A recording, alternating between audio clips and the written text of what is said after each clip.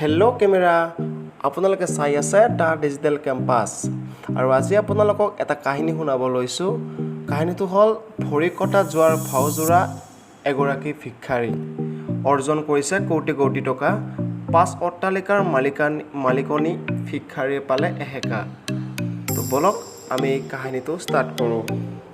ভিক্ষাৰী বুলিলে আমি সাধাৰণতে সেইসকল লোকক বুজোঁ যাৰ হাতত টকা পইচা নাথাকে আৰু খুজি মাগি জীৱন নিৰ্বাহ কৰে।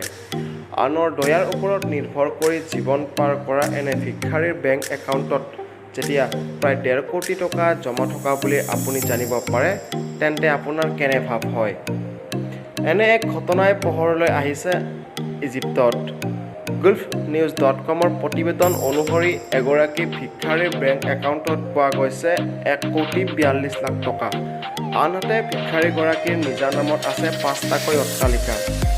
57 বছৰীয়া নফিছা নামৰ এগৰাকী মহিলা ভিক্ষাৰীয়ে এখন হুইল চেয়াৰত বহি ইজিপ্তৰ বিভিন্ন চহৰত ঘূৰি ফুৰি ভিক্ষা খোজে।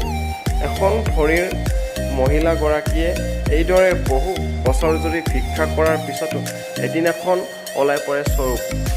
কোনো লোকে এঠেঙীয়া ভিক্ষাৰী মহিলাগৰাকীয়ে খোজ কঢ়া প্ৰত্যক্ষ কৰাৰ পিছতে তেওঁক লৈ সন্দেহ হয়। অনুসন্ধানৰ পিছত লোকজনে দেখে যে তেওঁ সম্পূৰ্ণ সুস্থ মহিলাগৰাকী ভালদৰে খোজ কাটল কৰে যদিও ভিক্ষা খুজিবলৈ যোৱাৰ সময়ত হুইল চেয়াৰ ব্যৱহাৰ কৰে। এখন ভৰি এনেকৈ ৰাখে যাতে তেওঁক শাৰীৰিকভাৱে পংগু বুলি ধাৰণা কৰিব পাৰে। ইয়াৰ পিছতে আৰক্ষীয়ে জৰিয়তে আটক কৰা হয় মহিলাগৰাকীক। আৰক্ষীৰ তদন্তত ভিক্ষাৰীৰ একাউণ্ট দুটাত 1.5 কোটি টকাৰ লগতে 5টাকৈ ঘৰৰ মালিকনী বুলি জানিব পৰা যায়। যদি এই কাহিনীটো ভাল লাগিছে তেনেহ'লে চেনেলটো লাইক কৰিব, ছাবস্ক্ৰাইব কৰিব, লগতে ঘণ্টা বটনটো দবাবলৈ নাপাহৰিব।